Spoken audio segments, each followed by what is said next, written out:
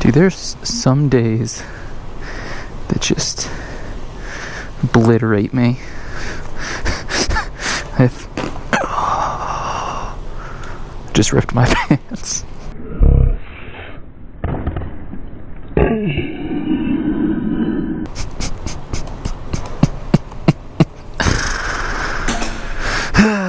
Cool.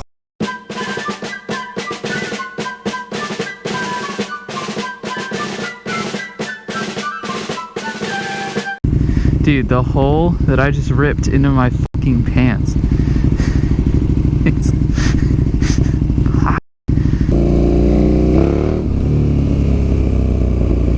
That makes me happy though. When the front wheel of the KTM 1290 Super Duke goes up into the air, it makes you happy. It doesn't matter what kind of a day you've had, it just makes you happy.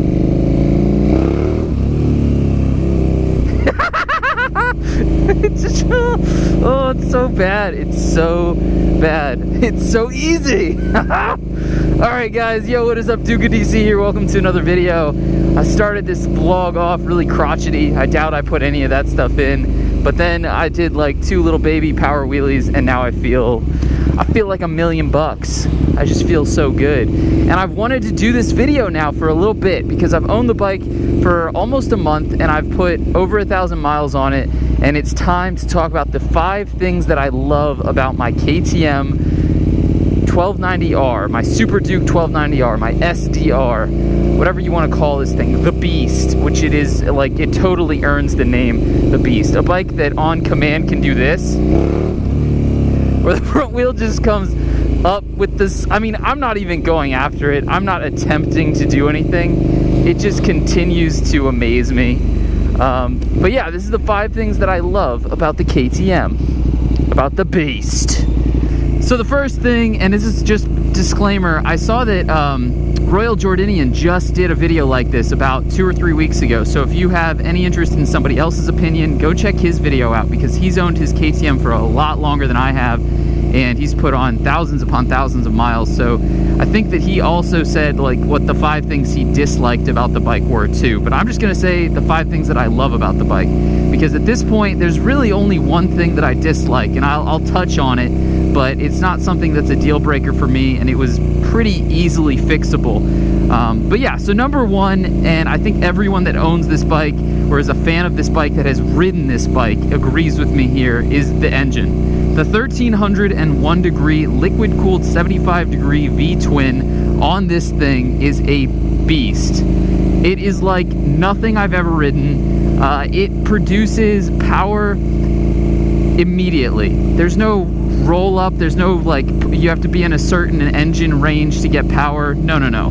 This thing has power from a dead stop to, you know, top of the rev range like you wouldn't believe, like terrifying amounts of power. And I've only just really tapped into it because I started turning traction control off. And traction control is really awesome. And if you're riding on the street, I suggest that you keep it on. But if you're feeling more and more comfortable with your bike, then you can turn it off and have like incredible experiences where you can do some fun little power wheelie stuff, or you can just get after it without the mitigation of the electronic system controlling the throttle. You have full and utter control of the throttle, and that's what I want out of a bike. AKA, if I do a wheelie, she will not like. But yeah guys, the 1301cc 75 degree twin is absolutely incredible. I think claimed it's 180 horsepower, 100 pound-feet of torque or something ludicrous like that. And with the Graves system and the Acro mapping, it's probably putting out about 165 and 95 at the rear wheel, respectively. And those are incredible numbers. I mean, the Tuono was a powerful bike, and I could argue that it had like a quicker top end, or maybe a longer top end. This feels a little bit shorter up top, but down low, there is nothing that I've ever ridden to include the X-Diavel S, the X-Diavel, the Ducati Monster, the Tuono 1100 RF, none of those bikes that have the same low end as this bike. And of course, you know, you get on Harley Davidsons that are like 106 cubic inches that have 100 and something crazy pound-feet of torque at the rear wheel. But those are 800-pound hogs, you know, they're not meant for for crazy performance. And yes, that weight helps you get off the line and stuff, but it's not the same as this. This is just, it's so immediate, it's so powerful. Someone was just honking at me. Why would they honk at me? Do they want to die?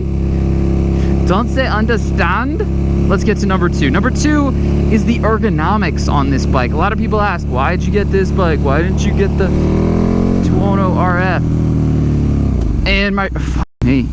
And my reasoning there is because the 210 is still nowhere near as comfortable as the KTM Super Duke. The Super Duke is super comfy. The ergonomics on this bike make absolutely no sense. But the KTM it spoke to me, and it is so comfortable. Like, I've done some pretty long days on this, and it doesn't feel like a long day. It feels like a really short day of comfortable riding. The handlebars are high up, they're far back, the seat is lower down and a little bit more plush, and it just gives you this low center of gravity that is so incredibly confidence inspiring when you are flicking the bike around, which transitions me perfectly into number 3. Number 3 on my list has got to be the handling on this thing.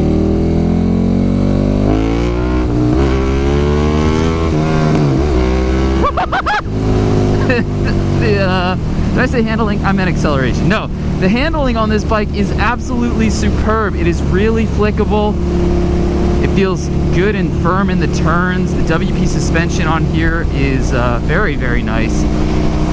Much longer travel than you would expect, just in general, just period. It kind of reminds me of riding something like a Hyper Motard, where you have that Supermoto-ish suspension. It's still rather firm and set up for street riding and possibly set up for, you know, track riding. And this is fully adjustable, front and rear, and that suspension is what kind of directly points you to better handling. The rake, the suspension, where I'm positioned in the bike, the width of the handlebars, everything that gives me leverage and confidence to go into a turn. It's so important to have a bike that inspires you and that gives you that confidence to go into a turn, maybe 5 or 10 miles per hour faster. So yeah, number 3 is the handling and the flickability. It's just a fantastic bike. Number 4 is kind of personal to me, and I think it's definitely because I came from a 210, and that's the fuel economy. All right, I've gone 155.3 miles. Now, let me just disclaimer that by saying there is a 9% discrepancy in the speedometer and the odometer. So you're seeing 85 miles per hour. I'm really going something like 77. And I've gotten that fixed, and we'll talk about that in a minute, or I will be getting it fixed.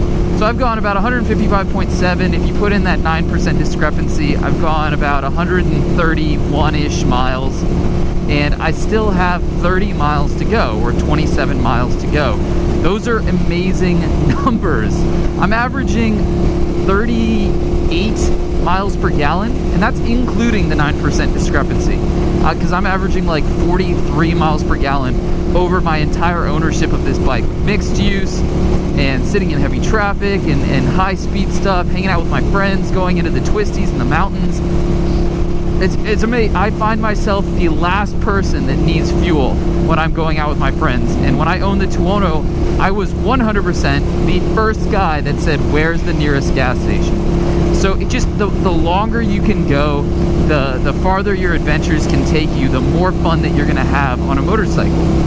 It's that simple. And this bike has extended my range almost double that of the 210, which the light came on the 210 at 90 miles an hour. And that bitch was not messing around, man. 90 miles an hour, you better go find a gas station. Because now we're getting to number 5. And number 5 is like cilantro.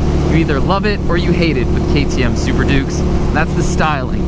I absolutely love the way that this bike looks. I wouldn't have spent nearly $13,000 buying it if I didn't love the way it looked, regardless of how amazing everything else on it has been. I think that it looks like a wasp come to life. MD Supersport Rider said it best and we put this right next to his Yamaha R1. It was a bumblebee and a wasp, or like a bee and a wasp. I didn't mean to call your R1 a bumblebee, MB. It's like it's a yellow jacket, some aggressive bee. It's a carpenter bee and a wasp. I love the jagged looks and the lines. I love how high up the tank comes. I love these little side panels right here and the exposed orange frame. I personally think the Graves exhaust looks great on this bike. However, once I can justify spending like $2,500, I'm gonna get a full Acra system because I just like the way it looks. I like that it's titanium. I like that it's a little bit quieter, but it retains that deep note that I get from the Graves, because this is the sound I want. Really deep, but I don't need it to be audibly loud. I want it to be deep, not loud. That's such an important fact. I think loud exhausts are really stupid, and they keep you from riding your bike the way it's meant to be ridden, which on some of these is higher up in the rev range, where if I'm putting this thing up at 9,000, 10,000 RPM and I don't have earbuds in, I'm gonna go deaf, man. It is painfully loud.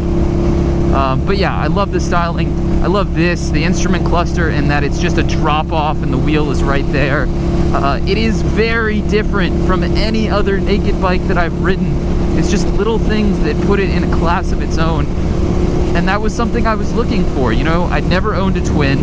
I had, this is the biggest displacement motorcycle I've ever owned and will possibly ever own. I guess depending on where motorcycle manufacturers go in the future.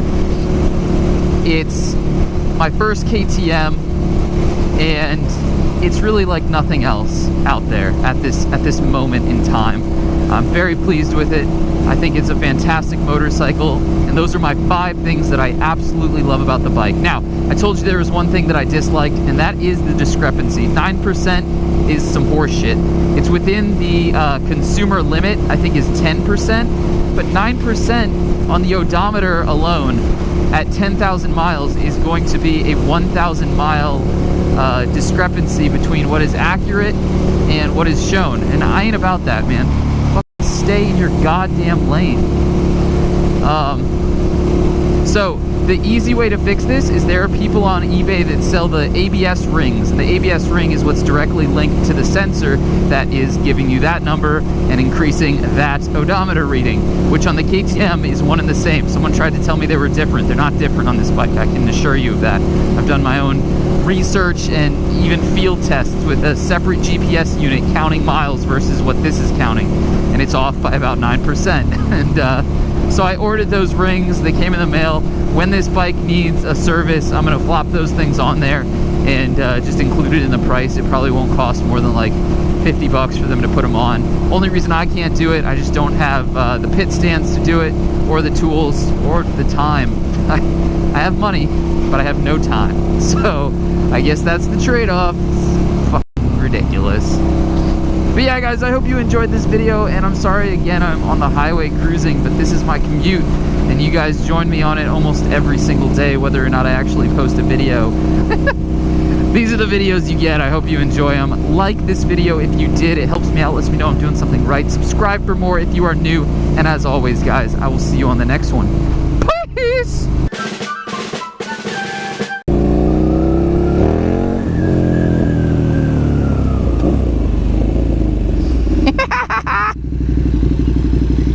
It is a wheelie beast. It's a wheelie machine.